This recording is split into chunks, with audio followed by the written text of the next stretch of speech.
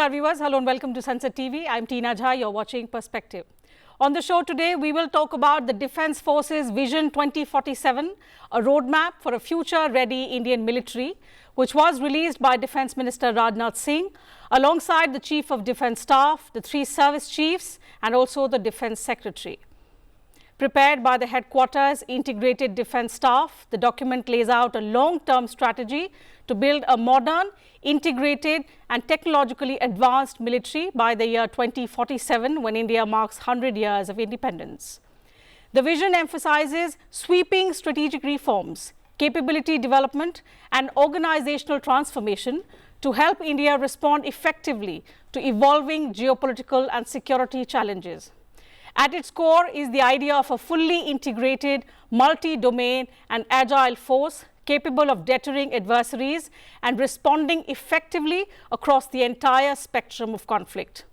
The blueprint also underscores the importance of greater jointness among the 3 services and a stronger push towards indigenous defence technologies and platforms under the government's vision of Aatmanirbhar Bharat. So how are we moving towards translating this roadmap into a reality? Also, how transformative could this vision be for India's defence preparedness in the decades ahead? To discuss this and more, we are joined on this broadcast by distinguished veterans from the Indian Army, the Indian Navy and the Indian Air Force. I'm pleased to welcome Vice Admiral Shekhar Sinha, retired. He's former head India's Western Naval Command. Admiral, thank you for joining in. Welcome to the program. Major General Ashwini Kumar Sivach, retired. He's a defence expert. General, always a pleasure to have you on my shows. Thank you so much for taking out time. And Air Vice Marshal O.P. Tiwari, retired. He's also a defence expert. Air Marshal, thank you for taking out time. Welcome to Sansad TV. So it will be wonderful to hear your perspectives, your experiences and also your views on what this Defence Forces Vision 2047 means. General Sivach, let me begin the program with you. So this Defence Forces Vision 2047 that's been unveiled, the Defence Ministry calls it a roadmap to transform India's armed forces by the centenary of our independence. But what's interesting is that it comes within a year of Operation Sindoor, during which the whole of India, the entire world saw our armed forces demonstrate strong operational capability. So the question is, how do we now see this new vision document building on those strengths that India already showcased last year? Also, in your view, how do you see this roadmap changing? In fact, what do you see this roadmap changing or accelerating in our operational preparedness and our operational capabilities? Yeah, Tina, 2-3 things. First of all, we have learned a lot of lesson in Operation Sindoor. So this comprehensive roadmap which has been made for 2047, now all those aspects which we learned has been incorporated in this. Now the point is, it has got almost about 4 to 5 main points. First is the synergy and jointness of all the forces. Remember that earlier we were still not combining to form a united force. As on today, the Indian forces are now going for a theaterization, which is possibly going to become a reality in time to come. The way we have handled together all 3 services of especially Army, Air Force and Navy, that the way we have fought against a common enemy, Pakistan, in Operation Sindoor has thrown up number of lessons. And that was one of the lessons, is that integration is not only in planning but in operation, also in capacity building. Now the second issue which is there is Aatmanirbhar Bharat. The issue which came is that majority of the weapons which we have displayed during Operation Sindoor were manufactured in India itself, especially the air defense system, which was there, which possibly S-400 was the joint production, then also Akash, then Barrack-8 missile, then L-70 and also Ju-23 Emperor. That basically integrated air defense system has changed the whole structure or whole system of the fighting a war during Operation Sindoor. So that has shown that basically that you have to now depend in Aatmanirbhar Bharat. Initially, we used to get weapons almost 70 to 75% from abroad and from the foreign countries. But now we are manufacturing almost 60 to 65% weapons within our country. Now it is giving 2 aspects. One is that it is increasing our capability. Second thing, it is shaving the foreign exchange. Third thing is that also giving a lot of employment to the local area and local people. So these things are very, very important. Not only now our strategy is make in India, make for world. So we are able to now make weapons where we can export them. Now export this year we have exported almost 24,000 crore, and in another 3 to 4 years it is going to increase by 50,000 crore. That's a very important thing. Third thing is that whole of the nation approach. You see, the point is that the war is not only fought by the military, it has to be fought by your economy, by your diplomacy, by your political. So there has to be integration of a military strength with political, diplomatic, technological, powers to enhance the national security of the nation. That is very important. It happened during Operation Sindoor. The third thing, which is very important, is that you have to make a roadmap that as to how do we go in 2047, and that there has to be a basically milestone which you have to achieve at short term, mid term, and long term. Remember that Indian defense forces should able to fight in a nuclear warfare. It can should able to fight cyber warfare, space warfare, gray area zone, asymmetric warfare, and also that it should able to achieve the victory for the nation. That's And right. to do that, you have to have a jointness, synergy, and also whole of the nation approach. Certainly. I mean, it's a comprehensive roadmap that we see prioritizing the short term, the mid term, and the long term priorities leading up to our Viksit Bharat vision of 2047.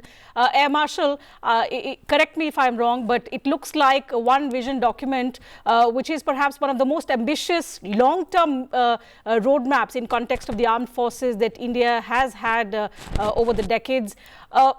Do you think this marks a shift from the incremental modernization that we were witnessing to now a more structured transformation of the forces, given the security challenges, but also given that it's imperative to now transform our armed forces into a more agile and more modernized version so as to deal with all of these challenges that persist?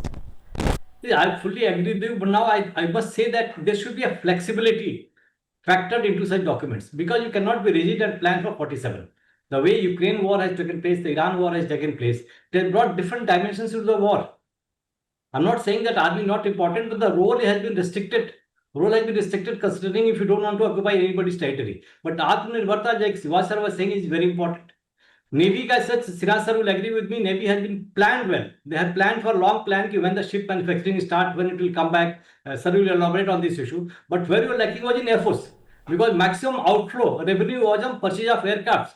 See, first aircraft was made in 1971. Maruts flew in the 74. After that, due to the government's their own wisdom, they discontinued the production of Marut. Similarly, Tejas started. First time it was test flight taken when the George Fernandez became the defense minister. Again, it was slowed down. Similarly, the engine, development of the engine, Kaveri engine also has been slowed down. So there has been a sabotage, I say, clearly sabotage, ki manufacturing of aircrafts has been slowed down. Now the advent, now the war display, how it has happened, drones, UAVs, more powerful UAVs, cheaper equipments, innovative equipments, because our terrain at China and Pakistan is different. What happened for any drone or any missile getting airborne from Pakistan doesn't have enough flight path so that we can detect easily. So our technology should be such that you should be able to detect them faster and you don't have enough time to react. So here is totally different. China is totally different. Iran missile is getting fired traveling 1,000 kilometers, 2,000 kilometers. Their radars have got enough time. Our equipment and our development, technological development, how should we focus and what do you want? It has to be factored in, and this is called innovation and Aatmanirbharta. Our approach towards becoming a powerful force, being effective, forceful, maintaining a force path has to be continuously. It should be a dynamic process. Not that what has been factored in 2026 for 2047 should continue. It has to be there, and mid-time corrections every time is almost required. See, now we have seen that electronic warfare spectrum, we have been far ahead. Just because the incorporations and the optimum inclusion of everything, we have been quite close. So let's see how they continue all these things, and it is a nice step. And now what they're talking about jointness. Yeah, you have always been joint. Without joint, you could not have word the 62 war, 71 war. So re-emphasizing on the word jointness, it means you have been disjointed. So this point I slightly don't agree with that. And our leaders should be both think and move ahead. What is the requirement? Our jointness is the national requirement. What is the national requirement? That should fluctuate, that should flow out of this thing. Not the jointness. You are already joint. So now factor is that how you cater for. Like even in the Air Force, our aircrafts are getting, like Jaguars will get phased out. So moment one squad goes, other squads should be ready. We are already down from 42 to 33. But 33 as of now is enough to retain our firepower. But our manufacturing or AMCA, Tejas 2, that should not be stalled down. That progress should be maintained. Missiles progress should be maintained. And in fact, I would like to add up one more point, because we should be able to load our own missiles and radars and navigation system even in the aircraft we buy from outside. So that's where dependence on the other things reduces and it becomes more forceful. You remember there was a survey carried out and they said that Indian Air Force was judged at a number 3 in the world ahead of Chinese Air Force. How? Why? Because they say that your force application combinations of aircrafts and however the powerful, because of this factor they have put India ahead of China. So let's see, and I'm sure all these things, I have not gone into detail, but I'm sure all these aspects have been factored into the vision document. And Indian government or India country has to cater for 2.5 fronts. Pakistan though is getting depleted, but you cannot be very careless, we have to be cautious at every step, and we should be ahead. Like in Op Sindoor, see our anti-drone mechanism, how did it work? It worked because we were alert, and even the boundary ranges were very less. Even the snipers were used to put them down. Even the SAM 32 legacy equipments were used to put them down. So to cover up all these things happened. So anti-drone mechanism has to be developed at a high pace, and that too very accurate, because flight time from the Pakistan to the India of any drone or UAV equipment is very less. I am sure government and Air Force and the total army all is working towards this. Thank you. Absolutely. I think all of this has been emphasized clearly in the vision document.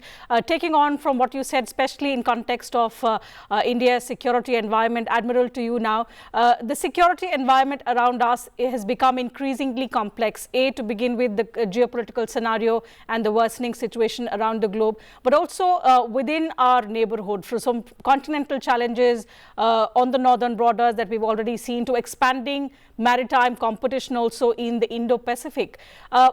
Based on your experience, how does a roadmap like this help India prepare for such multi-domain threats which are coming from all parts, which include the northern borders, which also include our maritime borders? Tina ji, thank you for getting me on your show. It's been a long time. I'm very happy that you have been showing the three distinct blocks of 2025 to 30, 32, maybe 37. And this is actually speaking, it's only not the figures. It actually tells you how much flexibility is there in the entire system.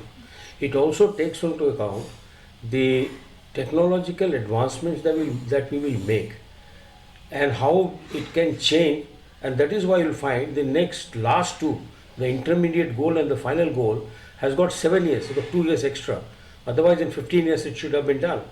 That is mainly because that if you have something new and if you have some changes, it gives you that flexibility to get the innovations on board, preferably an Indian one, but doesn't have to be. If you have some technology which we have not been able to invent, then obviously those technologies will have to be acquired. So Aatmanirbhar is fine, but they also have a limit. We should not forget that basic science and technology innovations in the Western country is happening much quicker than what is happening here, unless we spend a lot of money on the science and technology basic research, and that is happening. That has already started happening. Now, bring you back to what you said. You are absolutely right. The geopolitical situation has changed a great deal. You see the India's dilemma in continental readiness and the maritime readiness, and India will always be differing from the Western powers as far as the continental threat is concerned, because we look at it from the prism of integrity of the country, maintaining our land borders, it is important. Whereas the bigger powers, for example, the US, they look at it from the prism of their supremacy in the world. Right. And that is why we don't agree. For us, any country which supports us in maintaining and keeping our integrity of our borders intact, they are our friends. And therefore, Russia falls in a very different category.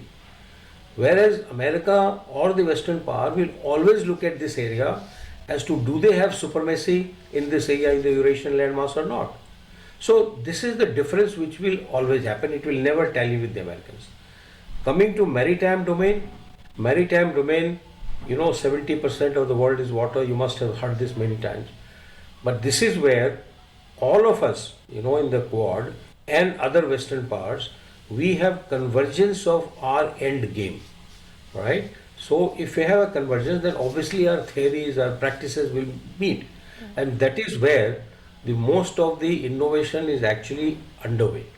For example, our integrated air defense system, which takes into account the satellite inputs.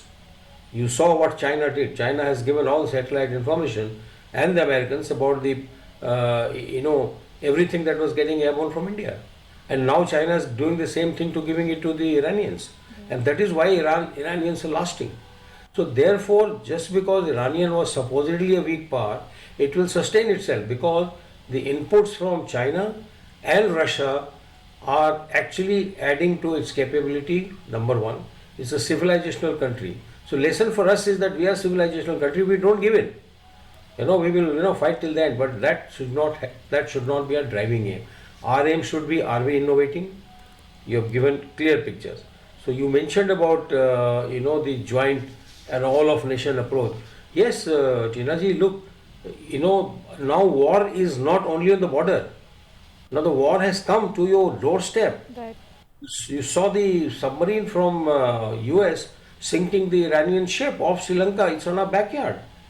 And therefore, I think that we will have to relook at this Indian Ocean maritime security with a much broader aim of making sure that the sea lanes of communication are free to be operated, to be used by whole world, by the global commons.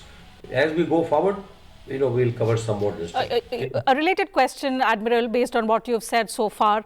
So when we're talking about a vision as far as 2047, 20 years from now, what should be the priority areas then for the Indian Navy, especially when you point out that our approach towards expanding or becoming more powerful, enhancing our capabilities differs from other countries. So when we say that we want to become the net security provider, say in the Indian Ocean, what should be in the next decade some of the key areas that should be prioritized by the Indian Navy? A lot of work has already been done over the last decade or so, but especially in context of our Vision 2047, based on your experience, where do you think more work needs to be done? No, you are absolutely right. Obviously, you've been tracking what work is going on. So it's a good thing that you mentioned. As far as the Navy is concerned, it's always higher on basic technologies, always higher than the other two services because the ships need that. They operate independently. Now, to my mind, a lot of effort is required for underwater domain awareness because you have to find those submarines, which are going to be operated by the adversary, meaning both Pakistan and China. And for that, there is a lot of work happening. I am aware of it, and they are all being tried out, but they have to be done at a very, very rapid scale. We should do that in first 5 years of the developmental program that we have, and it will happen. Discussed with, the Navy had a big Republic program, and I was also called to talk. And I think the Navy is already doing. The Vice Chief has given a full detail of what is happening. So that is number one. The second one that I think is the use of space. The space-based weapons, for example, the laser guns, directed energy weapons, they all require space-based input for positional accuracy. And both my colleagues have mentioned about the, against the drone warfare. Let me tell you, to kill the drone, all you require is a multiple layered defense. you should have the electronic warfare guns. If we are not making, then we should be making, but I believe that some startups are already doing that. If required, this is the time to tie up with foreign companies who have known ability. That's right. Those foreign countries must tie up with our startup so that there are no hurdles and technology is transferred in a period of time. Number one. The second stage should be the laser guns. Then you should come down to rapid Gatling type of rapid firing. That should be the last resort. But you know that Israelis, the entire system of the Iron Dome, 90% are laser fired, right? And they actually point at the missile's future position and transmit a high energy laser which actually destroys the propulsion system completely. And this is precisely what we are looking for, both space and space-based weapon. Why? Because the navies will protect entire country and world's, the economy, sea lanes of communication. And they will prevent them coming closer to our coastline, closer to our land. We don't want any threat outside the land borders to become a threat on our land, which is bad. Because then you are putting too much pressure on the army to be in the north, to be in the south, to be everywhere, and will the Air Force, because they fight together. So I think that these two, to my mind, I am sure the naval hierarchy is thinking about it, but I think these two are very important. Okay, Air Marshal, since warfare is becoming increasingly network-centric, more multi-domain, we've spoken about it as well, integrating air, space, as Admiral said, cyber, electronic warfare, that's something that we've witnessed already. The question is, how is the Indian Air Force then progressing towards these changes to operate more effectively in this highly interconnected battle space that we are witnessing today? Sinha sir has almost covered whatever asked, but now to add up. See now what happens in the platform, aircraft platform, the AI monitored, AI incorporated system where you feed all the inputs from the radar, targets, enemy, so that you can get a hit, direct hit, which don't spoil any missiles or any rockets, or get a direct hit. Now for this, electronic warfare is a must and very high quality, and we are doing very well in the electronic warfare system. Like how Sinha sir has did the electronic warfare, this is umbrella. Umbrella is created, if something come inside, it has to be destroyed. The Air Force is working quite ahead in this aspect, because this is going to counter everything in the future, and mainly because you have got a land boundary with Pakistan, or the flight time by detected by any drone or missile is detected, the time is very less by time it hits our target. So we should be very smart, but really the space war, space equipments, any equipments in the space, that is most important, which will be able to identify the moment a missile is fired or drone is fired, so that it gives us some reaction time. In that field, you really have to get advanced. And like Sinha sir pointed, Navy and Air Force, in fact, we are with the DRDO scientists, we are working on it. Some of the anti-drone equipments were utilized, because 160 or 260 missiles were fired, and the drones were fired after the strike on the 9 bases. And we were able to neutralize almost everything, though we used some legacy equipments, because we were alert.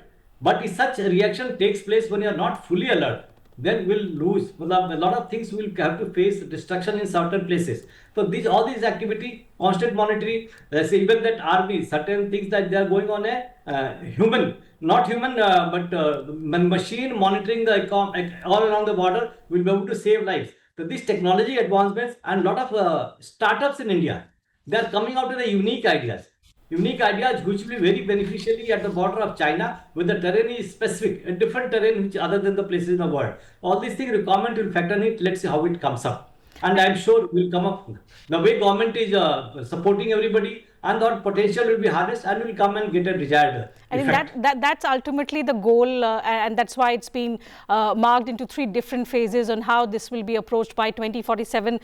General Sivaj, when we are trying to reach that goal through the kind of changes that we have envisioned through this document, what are the changes that will be required to begin with the procurement system that we have, in terms of how industry partnerships are being leveraged, but also also in encouraging the innovation cycles across the country, which includes the startups. So significant steps have been taken in the last few years, but we have to ensure that these efforts are accelerated so that the indigenous systems that we want to strengthen, they reach the battlefield much faster. You know, Tina, if you keep on depending upon the foreign vendors, then your indigenization will not take on. Your industry will not be able to cope up. You have to have a confidence in your own startups and your own industry. Absolutely. Now, the present government, what they have done, what they different have done, they have made a defense corridor. Now, there are two defense corridors which has come, one in the northern part, that is UP defense corridor, and the south is Tamil Nadu defense corridor. You find number of startups have come there, number of other companies have come, and they have come in the area that they should able to set up, and they must get everything which is possible from the government. So today, from needle to you can say aircraft being manufactured in India, they just mark one, except that we are have to get engine from US, that is from General Electrical, otherwise almost 60%. So the point is the whole ecosystem has changed. The system has become much more now responsive, and so that all these startups, R&D also is being shared with them. We come with the innovations. We cannot depend on other countries for too long. The another thing which is coming in this is that in future, if you cannot make any technology, because after all, it will take time to become a complete Aatmanirbhar. So you should have the provision of transfer of technology. For example, M777 ultralight howitzer we took from US. There is a transfer of technology Mahindra Defence is making in India. K9 Vajra, the self-prepared gun, which we got from South Korea, is been made by L&T. So the collaboration is to be there, and anything which we are taking from foreign country, we should add on to that. There has to be a transfer of technology and make in India concept. I suppose the ecosystem has to be very, very encouraging, effective, so that the industries bloom up. They should feel it confident. Now, for example, I told you that there are only two corridors. The government is now thinking of making another two corridors. One in east called Assam corridor, and one in the west about Gujarat corridor, because you have to cover the complete India where startup, small industry come, MSME come, because these are the feeder group to the main industry. And so that's a very important. That's right. That's an important point that you make, and that perhaps is the central theme of the document as well. Aatmanirbharta is one of the key pillars of our vision document that has been released by the Defence Minister. While there are many success stories, Admiral, to be proud of in terms of where we are in moving towards becoming self-reliant in defence, we are also facing some challenges, particularly in context of long development timelines. What steps do you think are needed to shorten these timelines and build stronger collaborations between military, industry and research institutions? Because when the thrust is on jointness, integration, the whole of nation approach, I believe the collaboration has to be between all of these important stakeholders. Only then we will be able to move much faster in line with what we have envisioned. Our biggest challenge, Sinaji, is the aircraft engine, the gas turbine engine. We are quite late in beginning this, but now things are happening at a little quick rate, but I'm afraid that it will not be before about 8 to 9 years that our own engine will come online. Aircraft industry was the only industry which was dependent on import all this while. So that is our biggest challenge. The second one is, the space weapons. Work is going on, but China, US, other countries have gone far ahead. And our problem is not that. Our problem is China and Pakistan are very strong allies. Whatever belongs to China, you take it for granted that it is with Pakistan also. All his aircraft, all his ships, his satellite system, his navigation system, his currency, everything is Chinese. So therefore, to assume that you are fighting only Pakistan will be a misnomer. But more importantly, Tina ji, the wars have become very blurred. You don't know when it is peace or when there is war. And this is the hybrid warfare which people are talking about. Primarily, it calls for a very integrated structures at the national level.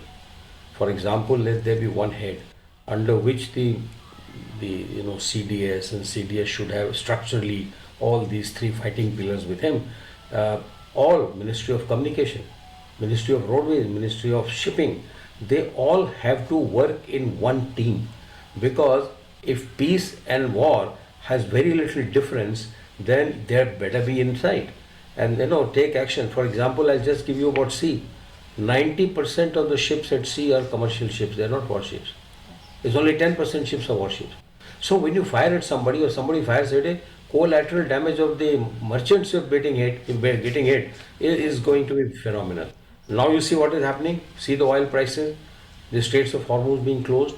So this is a very world problem, and biggest thing that this document does is to say that is a structured jointness.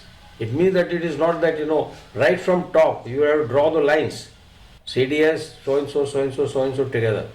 So that framework, a joint command, integrated command, and who all will support it. So I think that this we have been pushing since 2011 when I was heading the IDS headquarters, and we are in 2026 and still not in action. There have been hurdles. So I think that this will be one big hurdle, because only then, when you have all the organizations under one umbrella, let it be Defence Minister, NSA, whosoever, but the fighting of war has to be together, full nation, mainly because the wars have become very complex. There will be no definition. War shuru hua ki nahi hua. Otherwise, you'll find that something, small things will happen, and you think that it is not a war. Only one merchant ship is gone. No, it's not that, because this is a sign, and which China is very good at this kind of warfare. So I think that we have a big challenge at our hands. Unless everybody puts the head together in the country, at least all the departments in the central government, DRDO, the industry, all have to form one big team.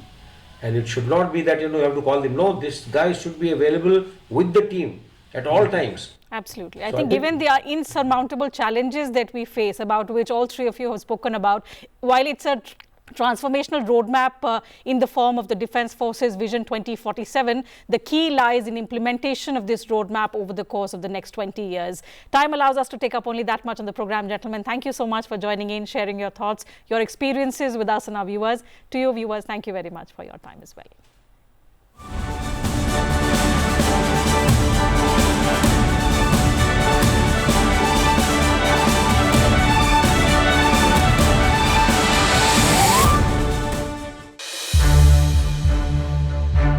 To watch more programs of Sansad TV, subscribe to our YouTube channel and don't forget to like and share them.